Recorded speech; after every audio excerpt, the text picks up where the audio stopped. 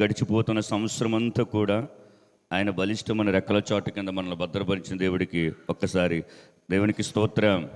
హల్లెలూయా.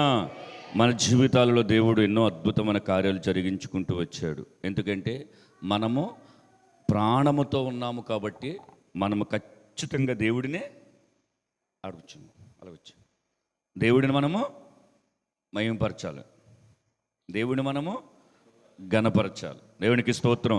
అయితే సమయం లేదు, కొద్దిగా ఉంది కాబట్టి నేనేం చెప్తానంటే, చూడండి, ఈ 2025 సంవత్సరం గతించిపోతుంది కాబట్టి కొన్నిటిని మనం ముగించాలి. వేటిని విడిచిపెట్టి మనము ఈ సంవత్సరం నుంచి వెళ్ళాలి అంటే 2026 సంవత్సరంలో వేటిని ప్రారంభించాలి అని అంటే, నేను ఈ రోజున సాయంత్రంలో పాత వాటికి ముగింపు పలకకుండా మన కొత్త సంవత్సరానికి వెళ్ళకూడదు. దేవునికి స్తోత్రం. అవి మనం చూసుకుందాం, అవి చెప్తాను. రేపు వేటి ద్వారా మన కొత్త సంవత్సరాన్ని ప్రారంభించాలి, అర్థమైంది కదా మీకు? చూడండి, మనము పరిశుద్ధ గ్రంథములో దేవుడు మనకు రాయించి ఇచ్చి ఇది చదవండి లేదా ఇది వినండి. చదవటం వల్ల దావీదు అంటాడు, నాకు క్రొవ్వు మెదడు దొరికినంత తృప్తిగా ఉంది అని. వినటం వల్ల విశ్వాసం కలుగుతుంది. దేవునికి స్తోత్రం. హల్లెలూయా. ఎందుకంటే మీరందరూ చెప్పారా, వాక్యము నాకెంత దగ్గరంటే ఇది నా ప్రాణం. దేవునికి స్తోత్రం. కొన్ని సంవత్సరాల నుంచి వాక్యము నన్ను బ్రతికిస్తుంది. దేవునికి స్తోత్రం. అసలు వాక్యమే లేదు, లేకపోతే అసలు నేనే లేను. ఈ వాక్యం నేను చదువుతున్నప్పుడు దేవుడు మీతోటి మాట్లాడతాడు, నాతోటి మాట్లాడుతున్నాడు. అయితే నేను నాతో మాట్లాడినప్పుడు అలాగా నాకు తెలిసింది ఏంటో తెలుసా, నేను ఈ క్షణానికి బ్రతికి ఉండడానికి గల కారణం ఈ వాక్యమే. దేవునికి స్తోత్రం. అందుకే మనము దేవుని ఎదుట మాట్లాడినప్పుడు ఒక విధమైతే, మాట్లాడిన దాని ప్రకారంగా జీవించడం ఒక ఎత్తు. కాబట్టి చూడండి, పాత వాటిని ముగింపు పలకకుండా కొందరు వ్యక్తులు వారి జీవితాలను ముగించేశారు. చూడండి, వాళ్ళు ఎవరు మీకు మొదటి నుంచి చెప్తున్న ఆదికాండానికి రండి ఒకసారి. ఆదికాండం 19వ అధ్యాయం 19:26 ఒకసారి చదవండి.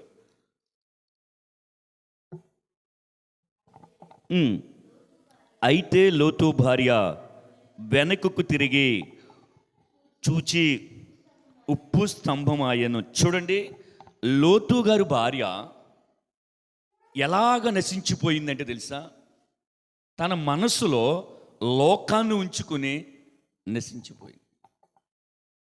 ఈ 2025 సంవత్సరంలో గనక లోకము గనక మనలో ఉండి 2026లోనికి మనం ప్రవేశించకూడదు. ఓకేనా? అలాగని 2025 సంవత్సరములోనే లోకములో జీవించిన మనము అది లోకము మన మనస్సులోనే ఉంచుకుని ఎవరికి కనపడదు కదా అని అనుకుని మనము నూతన సంవత్సరాన్ని ప్రారంభించకూడదు. ఇక్కడ లోతు గారి భార్య, దేవుడు ఆమె కుటుంబాన్ని రక్షించి సొదొమ గొమొర పట్టణం నుంచి వెలుపులకు తీసుకొస్తే ఆమె వెనక్కి తిరిగి ఉప్పు స్తంభం అయిపోయింది. అవునా? అంటే తన జీవితాన్ని ఎలా ముగించుకుందంటే తప్పన లోకం తన మనస్సులో ఉంచుకుని ఆమె ఏమైపోయింది తెలిసిన, నాశనం అయిపోయింది. మనం ఎలా ఉండకూడదు. మనం ఎలా ఉండాలి చెప్పన, ఈ 2025 సంవత్సరంలో లోకాన్ని ఇక్కడే వదిలేసి ఇక్కడ ఈ 2025 సంవత్సరంలో ఇప్పటి వరకు నా జీవితంలో లోక సంబంధమైనవి ఆశలు ఏంటి, కోరికలు, తీవ్రమైన వాంఛ, ఇంక ఏదైతే ఏ విషయంలో అయితే డబ్బు మీద లేకపోతే సంపాదన మీద లేకపోతే శరీర కోరికల మీద చూసిందలాగా ఆశించే తత్వం ఏదైతే ఉందో అదంతా లోకమే. మరి లోతు భార్య అలా చూసిందంటే ఏంటి, సొదొమ గొమొర పట్టణంలో ఎంత చక్కటి పరిస్థితులు ఉండేయో, అయ్యో మిస్ అయిపోతున్నాను అని అనుకుంది. భక్తులు రకరకాలుగా చెప్పారు. అయితే నేనేం చెప్తానంటే, లోకం వైపు చూసింది, తన జీవితం అంతరించిపోయింది. అందుకే మనము వాటికి ముగింపు పలకాలి. దేనికి చెప్పండి, దేనికి? లోకానికి ముగింపు పలకాలి. ఏ లోకం అంటే బైబిల్ చెప్తుంది, ఈ లోకంలో ఉన్నదంతా ఏంటంట, శరీరాశ, నేత్రాశ, జీవపు డమ్మం. ఇవి ఈ లోకంలో ఉంది, కానీ అవి మనలో పనిచేస్తాయి. అది గమనించారు మీరు? ఇప్పుడు శరీరాశ, ఈ శరీరము ఏంటి, కోరికలను కోరుకుంటుంది. ఇది తృప్తి కలగాలంటే భోజనము ద్వారా, ఇది తృప్తి కలగాలంటే శరీరక సంబంధమైన కోరికల ద్వారా రకరకాలుగా ఇది ఇది ఆశిస్తూ ఉంటుంది. నేత్రాశ, చూసిన దానిని కొనాలి, చూసిన దానిని అనుభవించాలి అని కళ్ళతో కూడా మనం పాపం చేస్తాం. నేత్రాశ, శరీరాశ, జీవపు డంబం, ఇవన్నీ మన శరీరంలో ఉన్నాయి. కానీ లోకములో మనం బ్రతుకుతున్నప్పుడు ఇవి మన మీద దాడి చేస్తాయి. ఈ దాడి చేసినప్పుడు మనం ఏం చేయాలి చెప్పిన, వాక్యము చేత మనం ఎదుర్కోవాలి. దేవునికి స్తోత్రం. పరిశుద్ధ గ్రంథంలో ఒక మాట ఉంటుంది, వాక్యము ఖడ్గమా కాదా? ఖడ్గం అంటే అది రెండు వైపుల పొందినని మనకి ఎబ్రీ పత్రికలో ఉంటుంది. అది ఎలాగో తెలుసా, లోకములో బ్రతుకుతున్నప్పుడు మనం సరి చేస్తుంది, అదే సేమ్ టైం లోకం ఎలాగుందో కూడా మనకు చెబుతుంది వాక్యం. దేవునికి స్తోత్రం. హల్లెలూయా. ఒరే ఇటువంటోడు అని చెప్తుంది వాక్యం, నువ్వు ఎలా బ్రతకరని చెప్తుంది. దేవునికి స్తోత్రం. కాబట్టి మనము ఖచ్చితంగా ఈ 2025 సంవత్సరంలో లోకమాన్ని మనం 2025లో ఏమేమైతే ఉన్నాయో అవన్నీ కూడా ఇక్కడే వదిలేసి వీటికి ముగింపు పలికి మనం వెళ్ళాలి. అలాగ కనుక మనం వెళ్ళకపోతే లోతుబారి ఎలాగైతే ఉప్పు స్తంభం అయిపోయిందో, అవి జీవము లేని దానికి అయిపోయింది. మనం బ్రతుకుంటాము కానీ ప్రకటన గ్రంథంలో ఒక మాట ఉంటుంది, నువ్వు జీవిస్తూ ఉన్న పేరు మాత్రమే తప్ప నువ్వు చివరికి నువ్వు మృతుడివే. అంటే ఆమె అక్కడ ఉప్పు స్తంభం అయిపోయింది, అలా నిలబడిపోయింది. మనం కనుక ఒకటి ముగింపు పలక 2026లోకి వెళ్ళామనుకో, మనం నడుస్తున్న ఉప్పు స్తంభం, కూర్చున్న ఉప్పు స్తంభం. అర్థమవుతుందా? మన పనులు మనం చేసుకుంటాం, మనం ఉప్పు స్తంభమే. ఎందుకో తెలుసా, మనము వాటికి ముగింపు పలకకుండా మనం మనుషుల మధ్యన తిరిగేస్తున్నాం. కాబట్టి ఖచ్చితంగా మనం ఏం చేయాలి చెప్పండి, వాటికి ముగింపు పలకాలి, ఖచ్చితంగా పలకాలి. సంఖ్యాకాండానికి త్వరగా నేను పావు గంట మనము ప్రేర్ చేసుకోవాలి. సంఖ్యాకాండానికి రండి, 14వ అధ్యాయం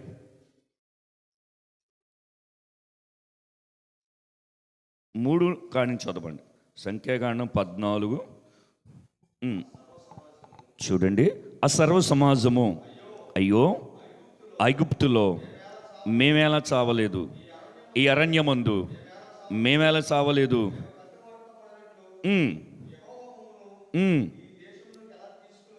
ఇలాగా తీసుకుని వచ్చును, మా భార్యలు మా పిల్లలు కొల్లపోబుదురు, తిరిగి మేము ఐగుప్తుకు వెళ్ళుటకు మాకు మేలు కదా. నా వైపు చూడండి.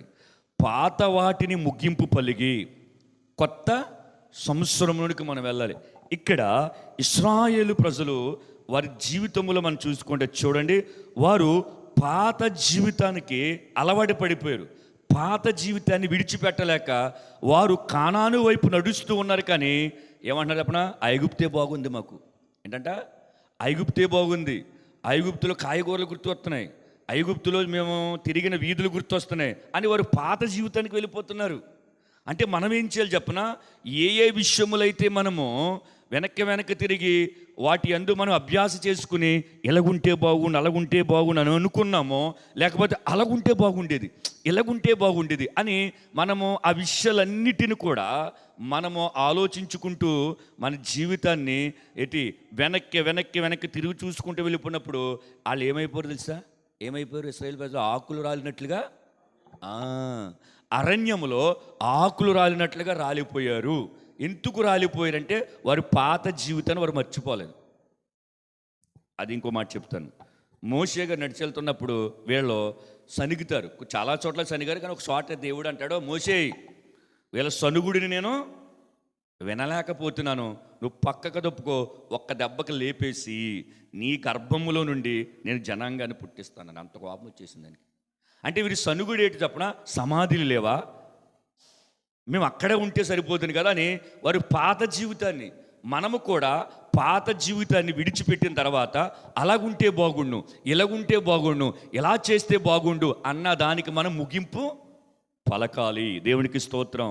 అలా ముగింపు పలకకపోతే మన పితరులైన ఇశ్రాయేలీలు అరణ్యములో ఆకులు రాలినట్లుగా ఎలాగైతే రాలిపోయారో, మనము కూడా 2026లోనికి మనం ప్రవేశిస్తాము. కానీ రాలిపోయిన ఆకు ఎలాగైతే జీవం ఉండదో, ఎలాగైతే వెళ్ళిపోతుందో మన జీవితాలు కూడా అలాగే ఉంటాయి. కారణం ఏంటి చెప్పిన, పాత జీవితాన్ని మనం చూడకూడదు. దేవుడికి స్తోత్రం, హల్లెలూయా. పాత జీవితం వైపు అసలు మనం ఆలోచనకి వెళ్ళకూడదు. ఈ రాత్రే, ఈ కొద్ది క్షణాలలోనే మనం ఏం చేయాలి చెప్పిన, దానికి ముగింపు పలకాలి. ముగింపు పలికి మనం నూతన సంవత్సరంలోనికి వెళ్ళాలి. వీరు పదే పదే పదే పదే వాళ్ళ ఐగుప్తు గురించి మాట్లాడే తెలుసా? మీకు విషయం తెలుసా? ఎలాగ వెళ్తున్నారు కానాని వైపు, దేవుడు మనల్ని విడిపించాడని మనం చూడబోతున్న కానాను దేశం గురించి కలలుగనాలి. ఆ దేశం గురించి మాట్లాడుకోవాలి. ఒరే, అక్కడికి వెళ్తే ఎలాగుంటుందిరా, కొత్త దేశం కూడా అక్కడ ఆహారం ఉంటుందంటావా, అది ఎలాగుంటుంది, మన కొరకు దేవుడిని సిద్ధపరచడని వీటి గురించి మాట్లాడాలి. కానీ వీళ్ళు వెనకున్న ఐగుప్తు గురించి మాట్లాడుతున్నారు. అర్థమైందా మీకు? మన ఆత్మీయ జీవితంలో దేవుడు మనకు చూపించిన మార్గము ఆయన సరళం చేయటానికి, సువార్త ప్రకటించడానికి, పరిచర్య చేయటానికి, ఏమండి ఎన్నో ధర్మకార్యాలు చేయటానికి దేవుడు మనకి ఎదట ఉంచితే మనం వెనక్కి తిరిగి చూసి మనం ఆ ఇశ్రాయేలు ప్రజల్లాగా మాట్లాడుకుంటున్నాం. అందుకే మన పాత జీవితాన్ని మనం పాతి పెట్టేయాలి. దేవునికి స్తోత్రం, హల్లెలూయా. పాత జీవితాన్ని సమాధి చేసేయాలి. ఎందుకు చేసేయాలంటే, నీకు దేవుడు మరి కొద్ది క్షణాల్లో మనకి నూతనమైన దయాకిరీటాన్ని ధరింప చేయబోతున్నాడు. దేవునికి స్తోత్రం, హల్లెలూయా. 365 రోజులు అనుకుంటా.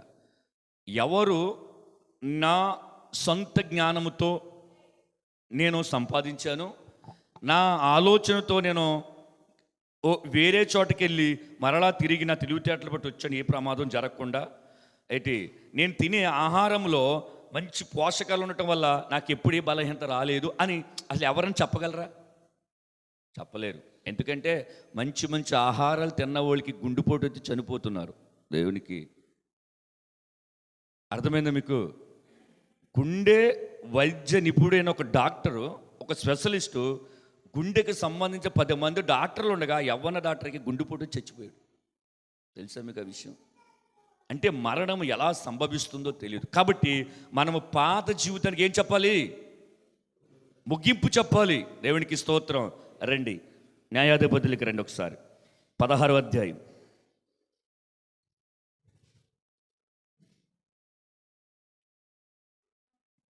16-17 గంట చదువు.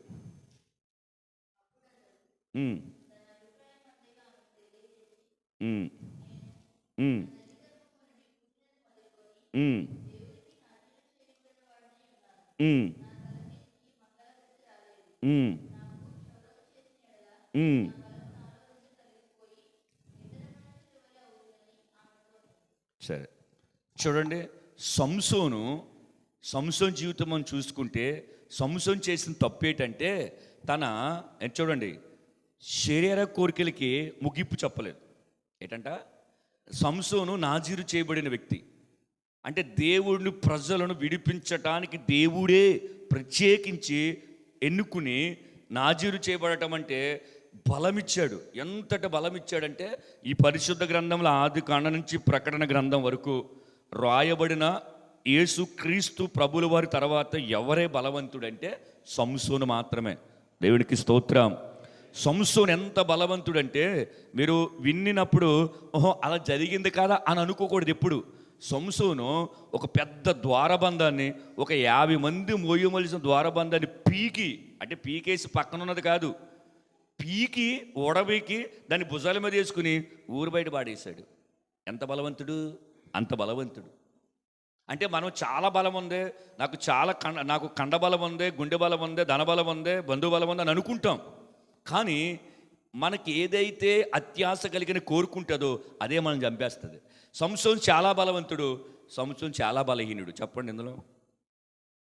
సంసోను శత్రువులను జయించే విషయంలో చాలా బలవంతుడు, కానీ కోరికలను జయించే విషయంలో చాలా బలహీనుడు. వాటికి ముగింపు చెప్పలేబోయాడు. అందుకే తన జీవితం ఎలాగ ముగింపు అయిపోయింది చెప్పనా?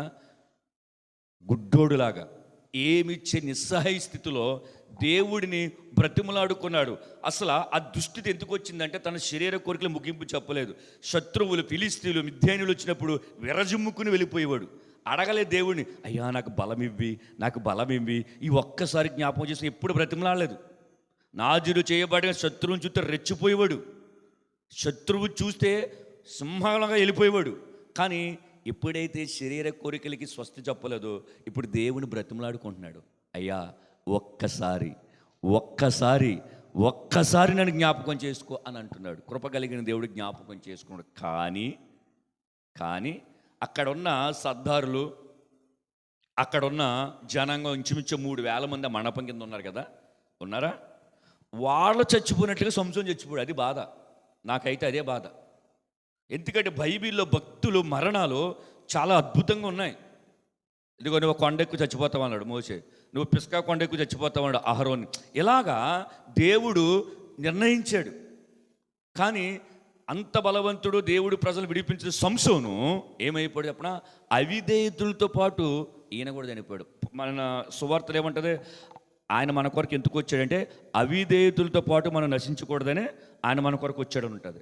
కానీ వాళ్ళతో పాటు సంసోను చనిపోయాడు. ఎందుకు చనిపోయాడు అంటే శరీర కోరికలకి ముగింపు పలకలేదు. కాబట్టి ఈ 2025 సంవత్సరంలో ఏంటి, శరీర కోరికలు అంటే దేవుడు నియమించిన ఒక నిర్మాణం ఇది. ఏది, ఈ బాడీ. ఎప్పుడు ఎవరికి ఏది కావాలో దేవునికి తెలుసు, ఎప్పుడు ఏది అనుమతించాలో తెలుసు. కానీ ఈరోజు లోకంలో యవనస్తులు, యవన బిడ్డలు ఏంటి చెప్పిన, కాల పరిమితి రాకమునిపే అన్నీ అనుభవించేస్తున్నారు. అన్నీ అనుభవించేసి చివరికి వారి జీవితమును అరణ్య రోదనగా చేసేసుకుని చివరికి ఆత్మహత్యలకు వైపు వెళ్ళిపోతున్నారు. అంటే వారి జీవితం ఎలా ముగింపు అయిపోయి, అలాగే ఈ 2025 సంవత్సరంలో ఎంతమంది ముగింపు చేసుకోలేదో చెప్పండి. కానీ మనమైతే దేవుని కృపలో మనం బ్రతుకున్నాం కాబట్టి ఖచ్చితంగా మనకు అభ్యంతరపరిచేదాన్ని ఖచ్చితంగా మనం ఏం చేయాలి. ఇంకొకటి చెప్పి నేను ముగించేస్తాను. చాలా విషయాలు నేను నేర్చుకున్నాను కానీ సమయం లేదు చెప్పడానికి. కాబట్టి ఇంకోటి చూడండి, కొత్త నిబంధనకి రండి, మత్తయికి వచ్చేయండి.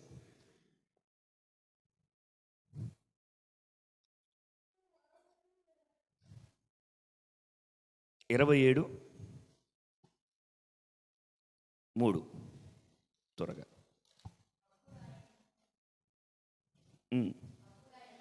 అప్పుడు ఆయన అప్పగించిన యోధ ఆయనకు శిక్ష విధింపగా చూచి పశ్చాత్తాపడి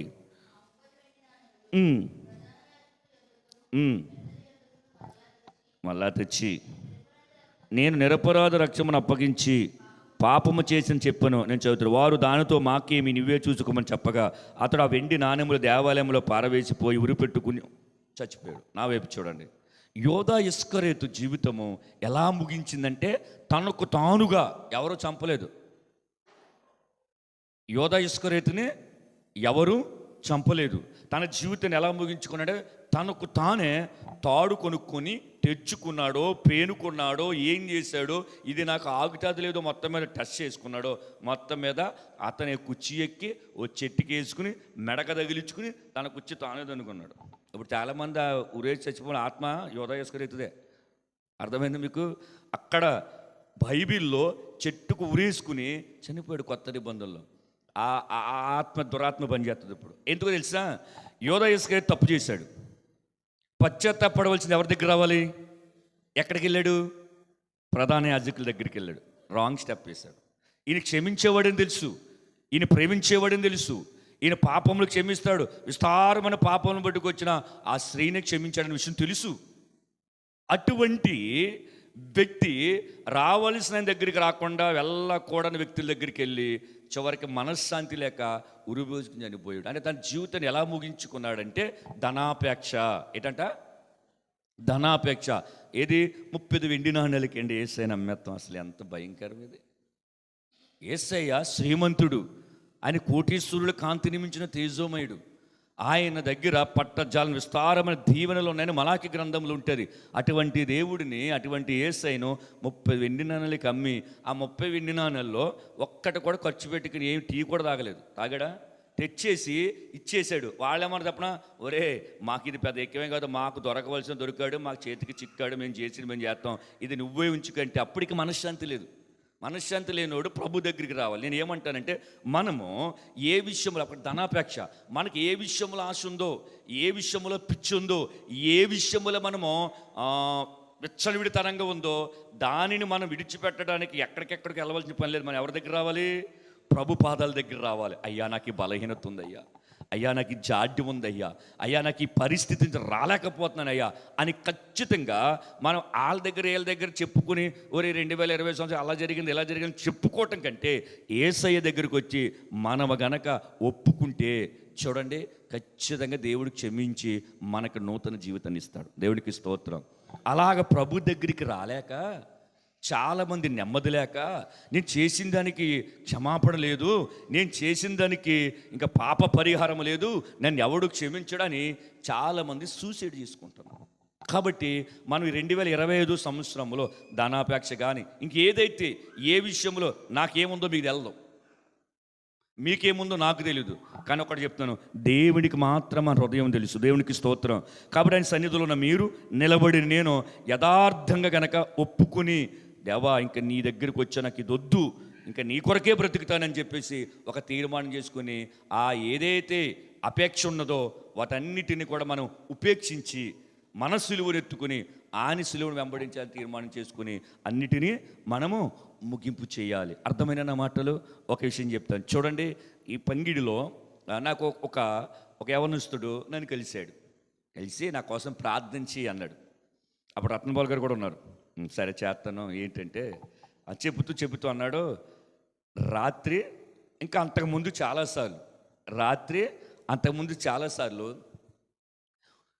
ఉరేసుకుని చచ్చిపోదాం అనుకున్నాను, అసలు నాకు ఏం చేయాలో తెలియటం లేదు, నువ్వు ఎక్కడ కనపడతావా అని చూస్తున్నాను, ఇది నా పరిస్థితి, చచ్చిపోదాం అనుకుంటున్నాను, నేను మానసికంగా కృంగిపోతాను అన్నాడు. అప్పుడు నేను వెంటనే ఒక మాట చెప్పాను, నిజంగా నువ్వు ఈ మాట చెప్పినప్పుడు నాకు చాలా ఆనందం కలిగింది. ఎందుకంటే నువ్వు చచ్చిపోతావని ఆనందం కాదు.